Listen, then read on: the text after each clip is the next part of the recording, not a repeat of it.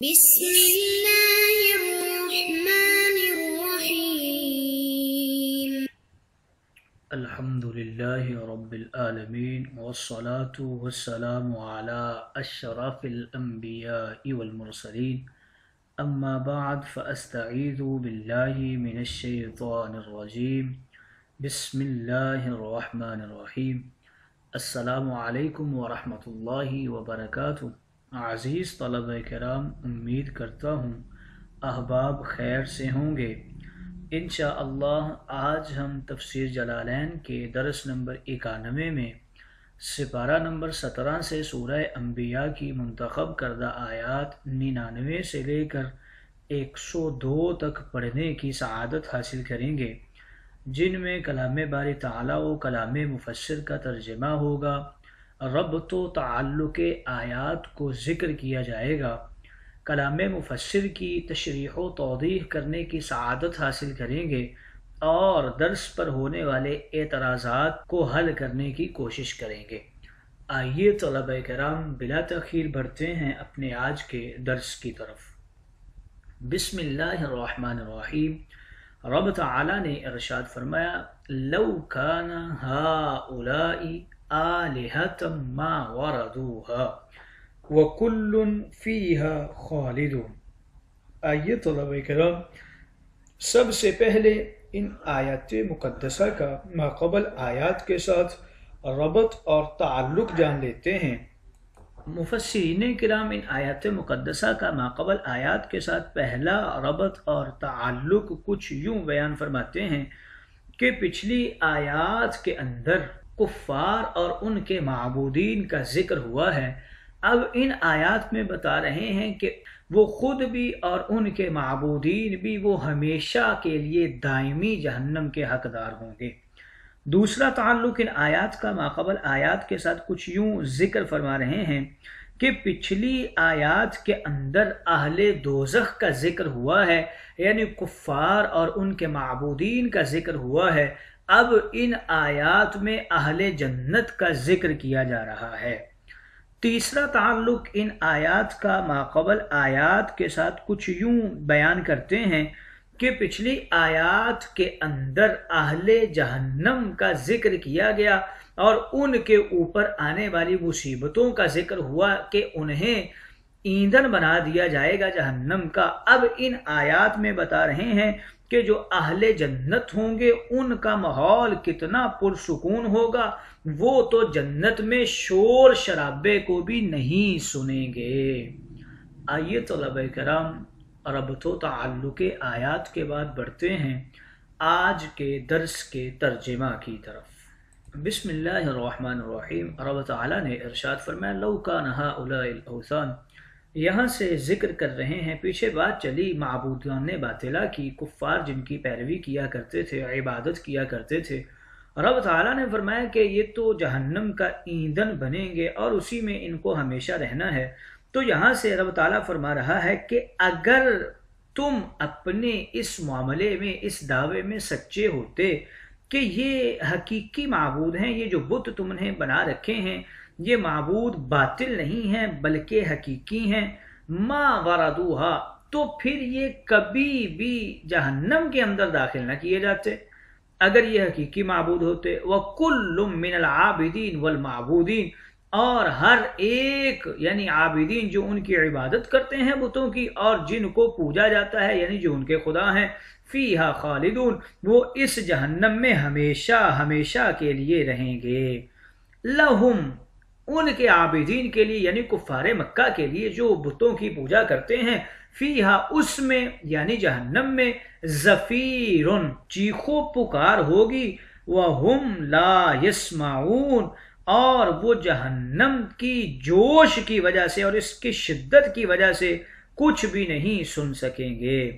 شیئن، کوئی چیز بھی نہیں سننے پائیں گے، لشدت غلیانہا، جہنم کے جوش شدت کی وجہ سے. وَنَزَلَ لَمَّا قَالَ ابن الزبعری، یہ آیت مقدسہ جو آ رہی ہے یہ اس وقت نازل ہوئی جب ابن زبعری نے یہ کہا کہ عزیر اور مسیح اور ملائکہ علیہ السلام کی بھی بندگی کی گئی ہے، لہٰذا جو بات کی جا رہی ہے کہ جہنم کے اندر ڈال دیا جائے گا، تو گویا پھر عزیر اور مسیح اور ملائکہ کو بھی جہنم کے اندر ڈال دیا جائے گا، کیا وہ بھی جہنم میں ہوں گے؟ یعنی معبودین تو پھر وہ بھی تھے۔ تو رب تعالیٰ نے ارشاد فرمایا ان الذین سبقت لہم منا، بے شک وہ لوگ جن کے لیے ہماری طرف سے درجات حسنہ مقرر ہو چکے ہیں، وَمِنْهُمْ مَنْ ذُكِرَ أُولَئِكَ عَنْهَا مُبْعَدُونَ، اور ان میں سے وہ بھی لوگ ہیں جن کا ذکر کیا گیا ہے، یعنی عزیر ہیں، مسیح ہیں اور ملائکہ ہیں، اولئک عنہا مبعدون، یہی لوگ ہیں جو جہنم سے دور رکھے جائیں گے، لا یسمعون حسیسہا، وہ تو جہنم کی آہٹ کو بھی نہیں سنیں گے، یعنی اس کی آواز کو بھی نہیں سنیں گے، وَهُمْ فِي مَشْتَهَتْ أَنفُسُهُمْ، اور وہ ہمیشہ اپنی من پسند نعمتوں میں ہوں گے، من النعیم یعنی نعمتوں کے اندر ہوں گے، خالدون، اور ان نعمتوں کے اندر کتنی دیر رہیں گے؟ وہ ان میں ہمیشہ ہمیشہ کے لیے رہیں گے۔ آئیے طلبہ کرام ترجمہ کے بعد بڑھتے ہیں آج کے درس کی تشریح و توضیح کی طرف۔ یہاں سے ذکر کر رہے ہیں رب تعالیٰ ان کافرین مکہ کو جھڑک رہا ہے کہ تم یہ سمجھ رہے تھے کہ یہ تمہارے حقیقی معبود ہیں، حالانکہ یہ تو جہنم کا ایندھن انہیں بنا دیا جائے گا۔ سنو تمہاری عقل کہاں جا چکی ہے، لو کان ہؤلاء، اگر یہ بت آلہۃ معبود ہی ہوتے حقیقی، کما زعمتم جیسے تم لوگوں نے گمان کیا ہوا ہے، ما وردوها، تو پھر کیوں انہیں داخل کیا جاتا، کبھی بھی داخل نہ کیا جاتا انہیں جہنم کے اندر۔ وَكُلٌّ، اور ہر ایک، من العابدین والمعبودین، یعنی جو ان بتوں کی عبادت کرتے ہیں وہ بھی، اور جن کی عبادت یعنی یہ معبودان باطلہ ہیں یہ بھی، فیہا خالدون، اسی جہنم کے اندر ہمیشہ ہمیشہ کے لیے رہیں گے۔ آگے پھر ایک اور بات بیان کر دی کہ جو عابدین ہیں، جو ان کی عبادت کرنے والے ہیں، ان کے لیے جہنم میں زفیر، چیخ و پکار ہوگی، وہم فیہا لا یسمعون، اور وہ کسی چیز کو بھی نہیں سن سکیں گے اس جہنم میں، لشدت غلیانہا، جہنم کے جوش کی شدت کی وجہ سے، یعنی آپس میں چیخ تو رہے ہوں گے، چیخ و پکار تو کر رہے ہوں گے، لیکن جہنم کے جوش اتنا ہوگا، اس کی شدت اتنی ہوگی، وہ اس طرح ابل رہی ہوگی کہ اس کے جوش کی شدت کی وجہ سے کوئی بات بھی سننے کے یہ عابدین قابل نہیں ہوں گے۔ اس آیت مقدسہ کا شان نزول جانیے۔ حضور علیہ السلام خانہ کعبہ میں تشریف لائے، دیکھا کہ وہاں پر ابو جہل بھی ہے، ابو لہب بھی ہے، اور بہت سے سرداران مکہ جو ہیں وہ بتوں کی پوجا کر رہے ہیں۔ تو آپ نے ایک آیت کریمہ تلاوت فرمائی، انکم وما تعبدون من دون اللہ حاصب جہنم۔ ایک سردار مکے کا کھڑا ہوا اور کچھ بات کرنا چاہی تو رسول اللہ نے فرمایا تمہارے یہ سارے کام بدترین کفر ہیں۔ سب کفار لاجواب ہو کر چپ رہے۔ نبی کریم رؤوف الرحیم واپس تشریف لے آئے۔ تھوڑی دیر کے بعد آپ کے پاس ان سرداران مکہ میں سے ایک کافر عبداللہ بن زباری جو تھا وہ آیا۔ اس کو ولید بن مغیرہ نے یہ ساری گفتگو بتائی تھی کہ نضر بن حارث اور ہم سب تو لاجواب ہو گئے تھے۔ اب ابن زباری آیا اور کہنے لگا کہ اگر میں اس وقت ہوتا تو میں ایسی بحث کرتا کہ محمد کو لاجواب کر دیتا۔ لوگوں نے آدمی بھیج کر فوراً نبی کریم کو بلایا۔ جب حضور دوبارہ تشریف لائے تو ابن زباری سہمی کہنے لگا کہ آپ نے کہا ہے جن کفار کی پرستش کرتے ہو وہ تو سارے حاصب جہنم ہیں۔ تو آپ نے فرمایا بالکل ایسے ہی بات ہے۔ کہنے لگا یہودی عزیر کو، عیسائی عیسیٰ کو، قبیلہ بنی ملح کے لوگ جو ہیں وہ تو فرشتوں کو پوجتے ہیں، تو یہ سب یعنی عزیر، عیسیٰ اور ملائکہ بھی جہنم کا ایندھن ہوئے۔ نبی کریم نے فرمایا ارے سہمی تو کتنا کم علم ہے کہ اپنی اصلی عربی زبان سے بھی نہ واقف ہے۔ یہاں آیت میں فرمایا گیا انکم وما تعبدون، اور لفظ ما اصلاً غیر ذوی العقول کے لیے آتا ہے، لہٰذا اس میں عزیر و عیسیٰ اور ملائکہ تو شامل ہی نہیں، ان سے تو بلائی کا وعدہ ہو چکا ہے۔ نیز یہودی وغیرہ ان پاک باز ہستیوں کو نہیں پوجتے، وہ تو شیطان کو پوجتے ہیں، اس لیے کہ پرستش کی دو قسمیں ہوا کرتی ہیں، ایک یہ کہ جس کی پوجا ہو وہ یا اس کا بت سامنے ہو، جیسے سورج، چاند، ستارے وغیرہ ہیں، یا کوئی خود کہے کہ میری عبادت کرو جیسے نمرود و فرعون کہا کرتے تھے، یا اس کے کہنے میں کوئی آ کر کفر کرے جیسے شیطان کے وسوسے، جنات کے احکام ہیں۔ یہاں تو ان میں سے کچھ بھی نہیں ہے۔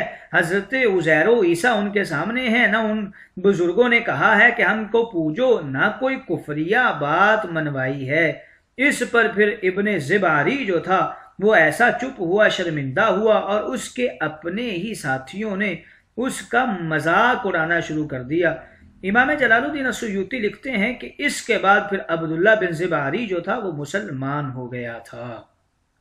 مفسرین کرام یہ بھی لکھتے ہیں کہ ابن زباری حضور علیہ الصلوۃ والسلام کے کمال علم کو دیکھ کر متاثر ہوا تھا اور پھر مسلمان ہو گیا تھا۔ یہ جو ابن زباری نے اعتراض کیا تھا، اس کے اندر مفسرین کرام لکھتے ہیں کہ اس نے 3 طرح سے جہالتیں کی تھیں۔ پہلی یہ کہ اس نے خطاب کی خصوصیت کو نہ دیکھا، اور دوسرا یہ کہ لفظ ماں کے اصلی معنی کو نہیں جانا، اور تیسرا یہ کہ موقع محل بھی نہ پہچانا۔ جہالہ کے اعتراض اکثر اسی قسم کے ہوتے ہیں۔ یہ خطاب اس وقت صرف کفار مکہ سے تھا، اور وہ صرف بتوں کو ہی پوجتے تھے، نہ کہ کسی ذوی العقول کو۔ تب حضور علیہ رب تعالیٰ نے ارشاد فرمایا، ان الذین سبقت لہم من الحسنی، اور بے شک وہ لوگ جن کے ساتھ اچھے مقام کا وعدہ کر لیا گیا ہے، اچھی منازل کا وعدہ کر لیا گیا ہے، اور وہ انہی میں سے ہیں جن کا ذکر کیا گیا ہے، جیسے عزیر ہیں، مسیح ہیں اور ملائکہ ہیں۔ اولئک عنہا مبعدون، یہی لوگ ہیں، انہیں تو جہنم سے بہت دور رکھا جائے گا۔ رب تعالیٰ ان کو انعام حسنہ عطا فرمائے گا اور 11 نعمتوں کا خزانہ عطا فرمائے گا۔ محشر کے بعد رب تعالیٰ یہ جو سبقت لے جانے والے لوگ ہیں اور کامیاب لوگ ہیں، ان کو رب تعالیٰ کی طرف سے فیصلہ محشر کے بعد 5 نعمتیں ملیں گی۔ ان میں سے پہلی اولئک عنہا مبعدون ہوگی، دوسری لا یسمعون حسیسہا کے اکرام ہوں گے، تیسری وہم فی مشتہت انفسہم خالدون کے احسانات ہوں گے، اور چوتھی ولا یحزنہم الفزع الاکبر ہوگی، اور 5ویں وتتلقاہم الملائکہ کے اعزاز ہوں گے۔ اور یہ جو مبعدون ہیں، یہ پاکیزہ لوگ، مومنین، عاشقین، جہنم سے بہت ہی دور رکھے جائیں گے، اس طرح کہ جب جنت میں جانے کے لیے بذریعہ پل صراط جہنم پر سے گزریں گے تو جہنم پکارے گی کہ انہیں جلدی سے گزار دو، ان کی وجہ سے میری تپش میں کمی آ رہی ہے۔ لا یسمعون حسیسہا، وہ کسی قسم کی آواز کو نہیں سنیں گے۔ انہیں بارگاہ الہی میں ایسی عزت، ایسی عظمت اور ایسا مقام اور راحت ملے گی کہ وہ قبر، حشر اور جنت میں محبوبین جہنم کی معمولی سی جو سرسراہٹ ہے اسے بھی نہیں سن سکیں گے۔ مشتہت کے خلود کا انہیں احسان ملے گا، اور جنت کے اندر اس شان عظمت وقار نصرت سے رہیں گے کہ ان کی طبیعت کی خواہش ہوگی کہ وہ سدا وہی نعمت و لذت ملا کرے جو دل چاہیں گے، وہ اطمینان جو روح چاہے گی، وہ سرور ملے گا۔ اور یہ اعزازات جو رب تعالیٰ نے انہیں عطا فرمائے ہیں، یہ تا ابد ہوں گے، اور یہ کبھی بھی مکمل اور ختم ہونے والے نہیں ہوں گے۔ آئیے طلبہ کرام، تشریح و توضیح کے بعد بڑھتے ہیں آج کے درس پر ہونے والے اعتراضات کی طرف۔ پہلا اعتراض معترض یہ کرتا ہے کہ یہاں فرمایا گیا اولئک عنہا مبعدون، تو اس سے ثابت یہ ہوتا ہے کہ اہل ایمان کو جہنم سے بہت دور رکھا جائے گا، لیکن سورہ مریم میں فرمایا وَإِن مِّنكُمْ إِلَّا وَارِدُهَا، یعنی تم میں سے ہر انسان کو جہنم میں وارد ہونا ہے۔ اس سے ثابت یہ ہوتا ہے کہ اہل ایمان بھی جہنم سے قریب بلکہ اس میں داخل ہوں گے۔ ظاہراً تو یہ تضاد معلوم ہوتا ہے۔ اس کا 2 طرح سے جواب دیتے ہیں۔ بعض نے فرمایا کہ کوئی تضاد نہیں، اس لیے کہ مبعدون سے مراد آواز جہنم اور عذاب جہنم سے دوری ہے، اور واردون سے مراد جہنم کے اوپر پل صراط سے گزرنا ہے۔ اس گزرنے عبور کرنے میں اہل ایمان کو نہ کوئی عذاب چھوئے گا، نہ کوئی تکلیف پہنچے گی، نہ کوئی سرسراہٹ انہیں سننی پڑے گی۔ دوسرا جواب اس کا یہ دیتے ہیں کہ مبعدون اور واردون میں زمانوں کا فرق ہے۔ مبعدون جنت میں پہنچنے کے بعد والا زمانہ ہوگا اور ورود جہنم بہت پہلے پل صراط سے گزرنے کا وقت ہوگا، لہٰذا دونوں میں کوئی اعتراض نہیں اور کوئی تضاد نہیں ہو سکتا۔ دوسرا اعتراض آج کے درس کے اوپر یہ ہوتا ہے کہ فرمایا گیا لا یسمعون حسیسہا، یعنی اہل جنت جہنم سے اتنے دور ہوں گے جہنم کی ہلکی سی سرسراہٹ بھی نہیں سن سکیں گے، مگر سورہ اعراف میں ارشاد فرمایا فنادى اصحاب النار اصحاب الجنہ، یعنی جہنمی لوگ جنتیوں کو پکاریں گے ہم کو بھی پانی کا فیض پہنچاؤ اور جو اللہ نے تمہیں رزق دیا ہے وہ ہمیں بھی دے دو۔ تو اس میں بھی تضاد معلوم ہوتا ہے، ایک طرف کہا جا رہا ہے کہ سرسراہٹ بھی نہیں سنی جا سکے گی اور دوسری طرف آوازیں لگائی جا رہی ہیں۔ تو اس کا جواب کچھ یوں دیتے ہیں کہ ان آیات کی اپنی اپنی جگہ ہے اور اپنی اپنی منشا ہے، ان میں کوئی تضاد نہیں ہے، صرف یہ عقل اور تدبر کا فرق ہے کہ جس آیت میں جہنم کی پریشان کن آواز اہل جنت تک پہنچنے کی نفی فرمائی جا رہی ہے اور جنت کے اطمینان و سکون کا ایک نقشہ سمجھایا جا رہا ہے کہ چیخو پکار تو درکنار، وہاں تو سرسراہٹ بھی نہیں ہوگی اور جہنم کی دوری بھی بتائی گئی، لیکن سورہ اعراف والی آیتوں میں صرف دو طرفہ آواز سننے کا ذکر ہے، جس سے نہ پریشانی کا سوال، نہ دیکھنا ثابت ہے، نہ قرب ثابت ہوتا ہے۔ آواز تو فی زمانہ دنیا بھر میں لاکھوں ہزاروں میل سے سنائی جا سکتی ہے، اور وہ بھی سائنس کی طاقت سے، یہ تو پھر رب کی طاقت ہے۔